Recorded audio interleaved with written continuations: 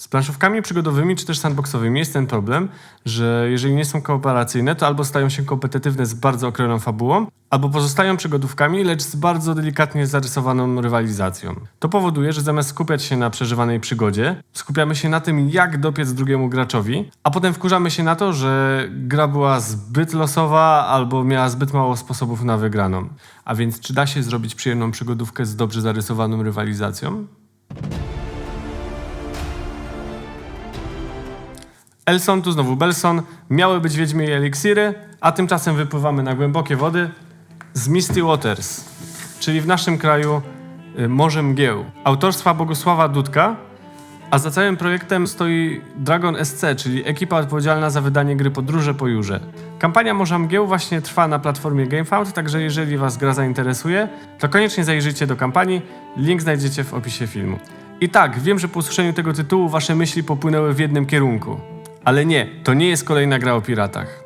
Owszem, możemy spotkać statki piratów, ale są one jedynie namiastką tego świata, a my wcieramy się w rolę dzielnych kapitanów, marynarzy czy też oficerów, którzy wkraczają na wody Morza Mgieł, chcąc stawić czoła wszystkiemu, co mogą tu napotkać. I nie bez powodu był wstęp do tego filmu, bo wydaje mi się, że ten tytuł może udowodnić, że da się zrównoważyć przygodę z rywalizacją w grze sandboxowej.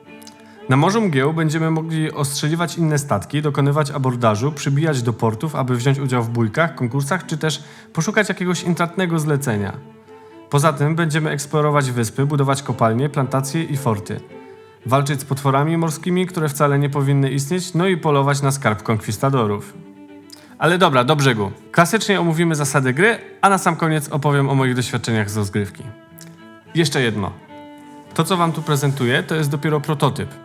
I to jeszcze wykonany własnoręcznie przez autora. Także finalna wersja może się nieco różnić od tej, którą prezentuję tu w filmie. Zwłaszcza, że intensywne testy trwają wciąż na eventach i spotkaniach, a wszelkie usprawnienia będą implikowane jeszcze przez najbliższe kilka miesięcy. No to w drogę. Na sam początek rozkładamy dość sporą planszę, która będzie naszą mapą Morza Mgieł. Takie karty pogody tasujemy i dajemy na pole pogody. Teraz karty akcji.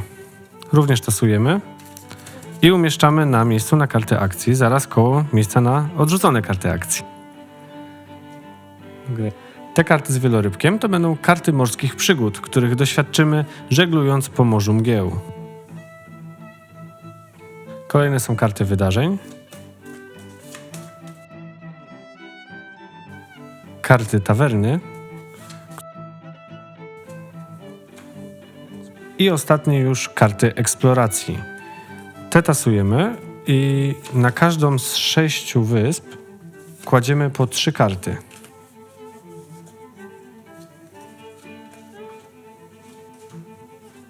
Pozostałe możemy odłożyć do pudełka.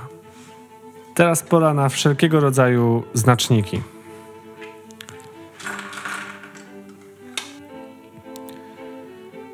Kotwiczka będzie nam wyznaczała, która jest obecnie faza rundy i dajemy ją na drugie od końca pole.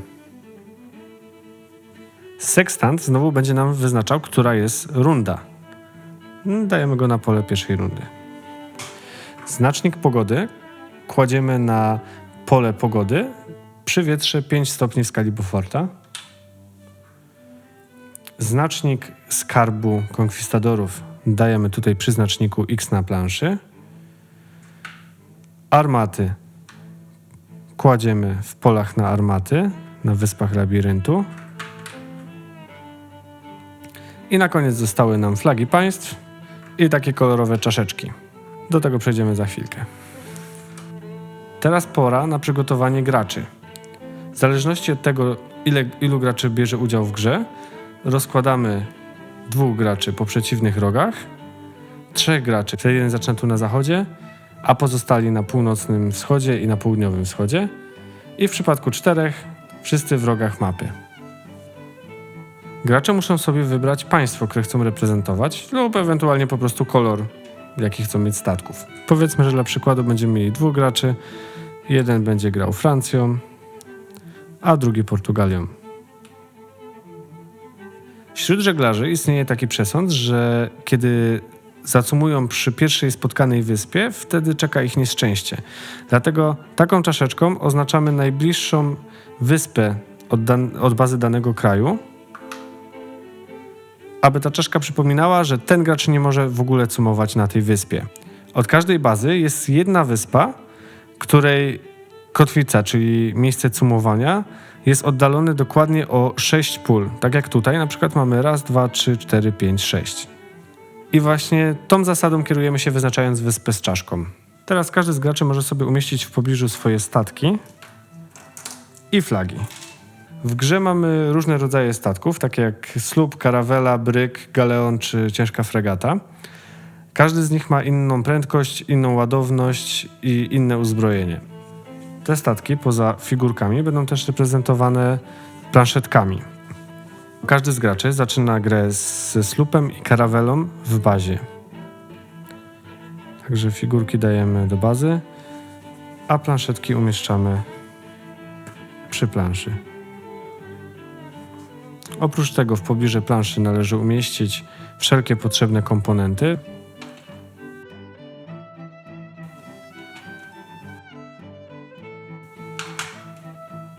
A najciekawsza jest ta skrzyneczka, która waży więcej niż te wszystkie pozostałe razem wzięte i skrywa prawdziwe skarby, bo takie ciężkie metalowe monety i drogocenne kamienie. Z racji, że nie chcemy, żeby przeciwnicy wiedzieli, ile mamy kosztowności, każdy z graczy dostaje skrzyneczkę na swoje monety i doświadczenie. Każdy z graczy ciągnie 7 kart akcji na swoją rękę i uzupełnia marynarzy i armaty na swoich statkach. Pomoce gracza i każdy z graczy na start dostaje 3 sztuki srebra i 1 sztukę złota do swojej skrzyneczki, a oprócz tego 2 żetony doświadczenia. Tu jeszcze mała korekta. W trakcie przygotowania rozgrywki zapomniałem o umieszczeniu statków piratów. Także jeżeli w kolejnych ujęciach nie będziecie ich widzieć, to się nie zdziwcie, w pewnym momencie się pojawią. Statki piratów umieszczamy w tych 4 polach z czarnym statkiem.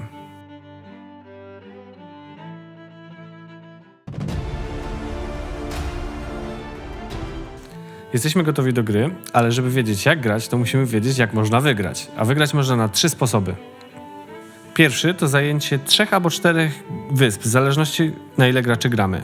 Żeby zająć wyspę, musimy się pozbyć wszystkich 3 kart eksploracji i wtedy możemy położyć tu swoją flagę. Jednak jeżeli odpłyniemy i podpłynie tu inny statek, innego gracza, wtedy on zajmuje tą wyspę i daje swoją flagę. Żeby się przed tym uchronić, możemy tutaj wybudować fortyfikacje. W każdym razie, kiedy już zajmiemy 3. wyspę lub 4, w zależności na ile graczy, to pod koniec kolejnej rundy, jeżeli nikt nie odbije nam żadnej z tych wysp, wygraliśmy grę. Kolejny sposób to jest dowiezienie skarbu konkwistadorów do swojej bazy.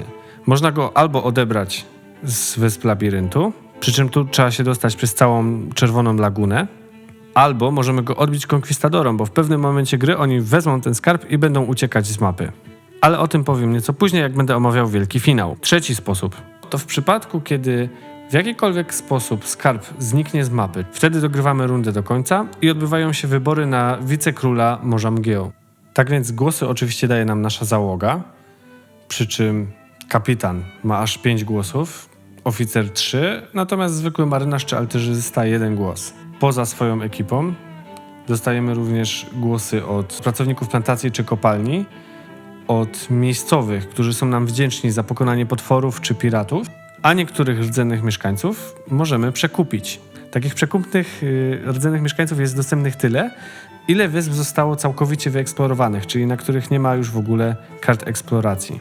Wtedy za każdego mieszkańca osobno wszyscy gracze w ciemno obstawiają kwotę, jaką są w stanie mu dać i ten, który obstawił najwięcej, dostaje głos tego mieszkańca. Osoba, która uzyskała najwięcej punktów, zostaje wicekrólem Morza Mgieł, czyli zwycięzcą. Tak jak już wspomniałem przy przygotowaniu, to którą odgrywamy rundę wskazuje nam to koło, przypominające kompas.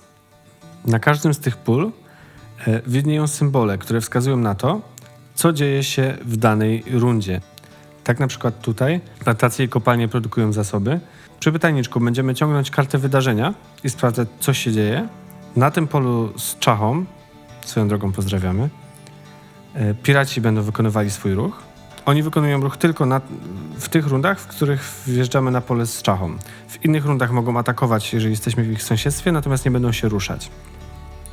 Specjalnie mówię tylko o piratach, ponieważ w wersji prototypowej jeszcze został nadrukowany znacznik potworów, gdyż wtedy miały też się poruszać potwory. Jednak w finalnej wersji potwory będą się poruszać w każdej rundzie, także ten znaczek potworów zniknie. Mamy też pole, w którym dostajemy 1 złotą monetę. I 12 runda to jest początek ucieczki konkwistadorów. Wtedy pojawi się ich wielki galeas w tym miejscu. Załadują skarb na ten galeas i będą podążać w stronę jednej z bram. Po 12 rundzie wracamy jakby na pierwsze pole i dalej lecimy znacznikiem. Także przechodząc od ogółu do szczegółu, omówmy, jak przebiega runda. Pierwszą rundę zaczynamy od prawie końca, ale ja omówię już, jak przebiegają kolejne. Najpierw poruszamy znacznik rundy i rozpatrujemy jego pole, czyli w tym przypadku pociągnęlibyśmy kartę wydarzenia, przeczytali na głos: plaga gryzoni, szczury niszczą wszystkie składowane na wyspach beczki z plantacji. No i stosujemy wydarzenie, czasami to jest takie, czasami to może być wydarzenie trwałe, które trwa przez całą rundę, albo nawet dłużej. I przechodzimy do kolejnej fazy, czyli ruchu NPC-ów i ataku NPC-ów i piratów. W tej fazie, jeżeli są jakieś NPC na planszy, to ruszamy ich zgodnie z zasadami. Niektórzy poruszają się po tych narysowanych strzałeczkach, ale na przykład takie potwory ruszają się zgodnie z kierunkiem wskazanym na kości kierunków.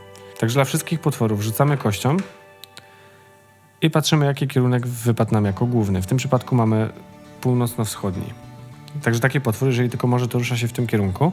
W tym przypadku tu ma spokojnie drogę na kierunek północno-wschodni. Natomiast jeżeli dalej ma się poruszyć, a kierunek północno-wschodni w tym przypadku jest niedostępny, wtedy może poruszyć się na jeden z sąsiadujących kierunków, czyli na północ albo południowy wschód. Jeżeli oba kierunki poboczne są dostępne, wtedy wybierze prawy kierunek. Natomiast jeżeli żaden z nich nie jest dostępny, wtedy kończy swój ruch. W ten sam sposób poruszają się piraci, przy czym dla nich rzucamy kością dla każdego z osobna. Jeżeli taki NPC lub potwór, o ile zasady nie mówią inaczej o ich ataku, skończy swój ruch w pobliżu innego statku, wtedy przechodzi od razu do ataku. W tej fazie również jeżeli stoimy obok piratów, piraci również wykonają atak, o czym przypominają nam te szabelki. Kolejna jest faza pogody. Poza pierwszymi turami będziemy widzieć już odkryte 2 kafelki. I to pole wskazuje nam, jaka pogoda będzie jutro, natomiast na tym polu widzimy, jaka pogoda jest dzisiaj. W fazie pogody przesuwamy kafelek z zapowiedzi na dzisiaj i odkrywamy kolejny, żeby wiedzieć, co będzie jutro. Następnie rozpatrujemy efekt karty, która wylądowała na polu dzisiaj. W tym przypadku zwiększamy siłę wiatru o 1 i rozpatrujemy dodatkowy efekt, jakim jest nadprodukcja na plantacjach oraz w kopalniach. Poza tym mogą pojawiać się surowce na morzu w wirach wodnych lub oprócz surowców też rozbitkowie na tratwach, których możemy dostarczyć do tawerny i uzyskać za to kilka srebrnych monet. Poza tym możemy natrafić na morskie przygody. Jeżeli na kafelku pogody trafimy na efekt morskiej przygody, wtedy każdy statek, który nie jest zacumowany przy brzegu, ciągnie kartę morskich przygód. Takie karty mogą wiązać się z dziwnymi historiami, które możemy opowiedzieć w tawernie za 4 srebrne monety, ale mogą też wiązać się z jakimiś nieprzyjemnościami, na przykład pojawienie się potwora i atak, czy przemieszczenie się na inną część mapy. Warto pamiętać, że przy przesuwaniu znacznika pogody na torze pogody trzeba rozpatrzyć też dodatkowe efekty. Przy silnym wietrze może zniknąć mgła, ale też może nie być możliwe przerzucanie towarów między statkami, abordaż czy ostrzeliwanie się. Co więcej, przy wielkich sztormach można stracić część załogi. Te efekty idealnie odzwierciedlają wpływ pogody na żeglugę. Gdy już to rozpatrzymy, dochodzimy do fazy dobierania kart. Każdy z graczy dobiera jedną kartę akcji i jeżeli ma więcej niż 7 na ręce, wtedy jedną musi odrzucić. Ale uwaga, oprócz dobierania stali możemy też dobierać wierzchnią kartę ze stosu kart odrzuconych. I po tej fazie przechodzimy już do faz graczy, które omówię jeszcze za chwilę, a zaraz po niej już pozostaje faza obrócenia klepsydr,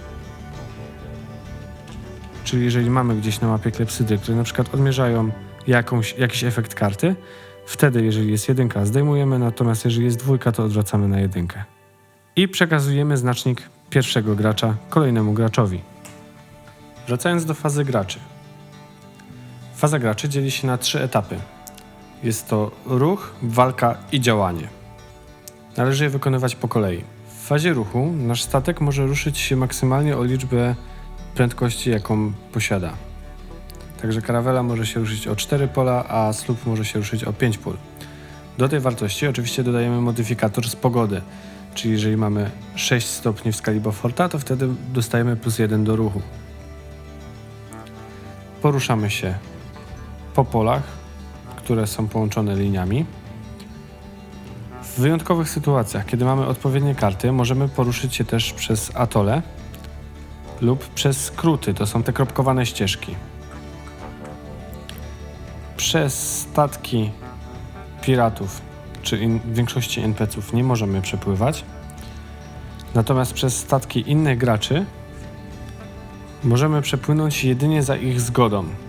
Jednak nigdy nie możemy zakończyć ruchu na polu, na którym stoi statek lub jakiś NPC. Wtedy kończymy ruch o 1 pole wcześniej. Możemy też się poruszyć przez te pola z czarnym statkiem na planszy. Jednak zawsze, kiedy przepływamy przez takie pole, jesteśmy zmuszeni pociągnąć kartę morskich przygód. W Czerwonej Lagunie obowiązuje maksymalna prędkość 3 pól. Kolejną ciekawą rzeczą jest brama. Z racji, że Morze Mgieł jest zaczarowaną krainą, piraci i gracze, kiedy próbują wypłynąć na przykład przez północną bramę, natychmiast pojawiają się na południowej. Natomiast NPC, jeżeli przepłyną przez jedną z tych bram, to przepadają. Jeszcze jednym wyjątkiem jest tawerna. W tawernie nie możemy stać więcej niż 1 rundę, także w kolejnej rundzie jesteśmy zmuszeni oddalić się od niej na maksymalną ilość ruchu, jaką posiada nasz statek. Jeżeli jednak inne statki blokują nam drogę wyjazdu z tawerny, wtedy jedyny sposób, żeby nasz statek nie przepadł, to zapłacenie 1 sztuki srebra. W każdej kolejnej takiej rundzie płacimy dwukrotność tej kwoty. Kolejny etap to etap walki. Jeżeli sąsiadujemy z innym statkiem, to możemy walczyć na 2 sposoby, albo dokonać abordażu, albo ostrzału. W przypadku ostrzału patrzymy na to, ile na danym statku mamy armat. W tym przypadku nasz słup ma 2 armaty i tyloma kośćmi rzucamy. Każda wyrzucona 6 to jest trafienie w kadłub, natomiast każda wyrzucona 1 to jest trafienie w załogę. Oprócz tego może się zdarzyć, że wylosujemy 4 i 5 i to są rykoszety, które raz możemy przerzucić. Tak więc słupem atakujemy karawelę i wyrzuciliśmy 1 szóstkę. Poza tym przerzutów, w tym jak i w innych akcjach, możemy dokonywać wydając punkty doświadczenia. W takim wypadku, jeżeli chciałbym przerzucić, to najpierw deklaruję, ile w tej akcji walki chcę wydać żetonów doświadczenia. Powiedzmy, że chcę wydać 2. Nie mogę już tego zmienić. Nieważne ile razy przerzucę, te 2 już przepadają. Przerzucam raz, wyszła mi 1, więc drugiego żetonu nie używam, ale on już przepada. Czyli w efekcie tego rzutu czerwona karawela traci 1 marynarza i 1 armatę. Teraz pora na odpowiedź przeciwnika. Z racji, że 1 armatę stracił, to odpowiada tylko 1 kością. I nie trafił, powiedzmy, że nie przerzuca, koniec walki. W przypadku, kiedy jakiś statek straci wszystkie swoje armaty, nieważne czy pozostała część załogi dalej jest na statku, statek tonie. Natomiast drugą opcją ataku jest abordaż. W tym przypadku to, iloma kośćmi rzucamy, determinuje to ile mamy osób w załodze. Wykonujemy pojedynki, wykonując rzut jedną kością, tyle razy, ile jest osób na większym statku. Czyli w tym przypadku 4 razy. Powiedzmy, że czerwona jest od czerwonego, czarna jest moja. Dany pojedynek wygrywa osoba, która miała wyższy wynik. Czyli ja wygrałem zdecydowanie z czerwoną karawelą, więc on traci jednego marynarza. Kolejny rzut. Znowu wygrałem, także udało się przejąć statek. W tym wypadku albo mógłbym wymienić swojego slupa na podbitą karawelę, pod warunkiem, że nie mam takiego samego typu statku już w użyciu. Teraz tego nie mogę zrobić. Albo mogę zabrać wszelkie kosztowności z tego statku na swój statek, a ten zatopić. Udany abordaż jest jedynym sposobem na przejęcie ładunków z ładowni oraz pasażerów w kajutach. W walce możemy też się wspomagać kartami. Możemy zagrywać karty z mieczykami oraz z tarczą. One dadzą nam jakieś bonusy, na przykład możliwość wykonania dodatkowej salwy przed rozpoczęciem walki. W przypadku walki z innym graczem zagrywanie kart odbywa się przed zrealizowaniem walki i broniąca się osoba jako pierwsza może zagrać kartę. Wtedy w odpowiedzi atakujący może również zagrać swoją kartę i tak na zmianę, aż wszyscy zagrają wszystkie karty. Jeżeli chodzi o walkę z piratami, to możemy dokonać tylko ostrzału. Nie jest możliwe dokonywanie abordażu, no i z logicznych powodów tak samo nie możemy dokonać abordażu na potworach. W fazie działania, jeżeli jesteśmy na morzu, to możemy albo wymieniać się z innym sąsiadującym statkiem, na przykład towarami. Warto pamiętać, że możemy wymieniać się towarami z innym swoim statkiem lub statkiem przeciwnika, oczywiście za jego zgodą. Możemy też załadować dryfujący w nieopodalu towar lub uratować dryfującego na tratwie rozbitka, który odwdzięczy się nam, kiedy odwieziemy go do tawerny. Natomiast jeżeli jesteśmy w tawernie, to możemy pociągnąć kartę tawerny. Takie karty zazwyczaj będą się wiązać z jakimś zleceniem, które możemy wykonać, zyskując w ten sposób złoto lub srebro, na przykład dowiezienie kogoś na jakąś wyspę czy na atole. Mogą się wiązać też z minigierkami, czyli na przykład kościany poker z innymi graczami, lub mogą, tak jak każda inna sytuacja na morzu, wiązać się z jakimiś nieprzyjemnościami, na przykład, tak jak w tym przypadku, zjazd bandytów, złodziei i chuliganów, którzy nas okradną, jeżeli nie mamy oficera wachtowego lub straży portu. Poza tym w tawernie możemy opowiedzieć dziwną historię, która przytrafiła się nam na morzu. Takie historie są oznaczone symbolami kufi na kartach i każdy taki kufel oznacza, że dostaniemy za niego 2 sztuki srebra, opowiadając tą historię w tawernie. Także za taką kartę dostaniemy 4 sztuki srebra. Historię z kuflami możemy właśnie też znaleźć na kartach eksploracji wyspy. Będąc na jednej z 6 wysp, możemy ją eksplorować. Taka eksploracja wiąże się z odkryciem wierzchniej karty wyspy i przeczytaniem na głos tego, co się na niej znajduje. Mogą to być pozytywne efekty, mogą być negatywne lub mogą być takie, które nas spowolnią. Wtedy dajemy taką klepsydrę na kartę, aby oznaczyć, że zgodnie z tekstem karty, na przykład przez 2 tury, nasz kapitan jest pijany i nie może nic więcej zrobić.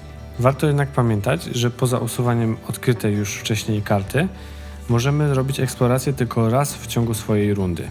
Kiedy w efekcie eksploracji usuwamy ostatnią kartę z wyspy, wtedy otrzymujemy żeton doświadczenia i 4 sztuki srebra. Co więcej, natychmiast oznaczamy flagą, że ta wyspa należy do nas. Za 7 srebra możemy wybudować fort, który umieszczamy w odpowiednim miejscu na wyspie. Taki fort może ostrzeliwać statki na polach wskazanych czerwoną strzałką. Ponadto, jeżeli jakiś inny statek wpłynie na wyspę, to nie przejmuje tej wyspy od razu, dopóki nie poradzi sobie z fortem. Ponadto możemy też wybudować plantację, która w fazach produkcji będzie nam przynosić 2 sztuki srebra, a poza tym będzie tak samo jak fort zmieniać nasze kotwicowisko w doki, w których możemy uzupełniać załogę statku, naprawiając armaty czy zatrudniając marynarzy, oraz będziemy mogli też zatrudnić oficerów i kapitana. Trzecim typem budynku jest kopalnia, która tak samo jak plantacja kosztuje 5 sztuk srebra i w fazach produkcji będzie nam przynosić 3 sztuki srebra. Jednak kopalnia nie zmienia kotwicowiska w doki.